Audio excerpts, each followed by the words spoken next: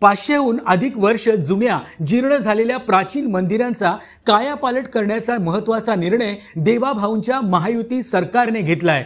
त्यानुसार राज्यातील 9 पैकी 3 मंदिरांच्या जीर्णोद्धारासाठी MSRDC ने 71 कोटी रुपयांच्या 5 निविदा काढल्या आहेत। या निविदांना मान्यता मिळाल्यानंतर या मंदिरांच्या जीर्णोद्धाराचे काम सुरू होईल। यामध्ये पुणे जिल्ह्यातील कार्ला येथील एकविरा देवी, बीडमधील पुरुषोत्तमपुरी तसेच कोल्हापूर जिल्ह्यातील कोपेश्वर मंदिरांच्या कामांचा समावेश आहे। या निर्णयाची अंमलबजावणी करण्याची जबाबदारी MSRDC कडे सोपवली आहे।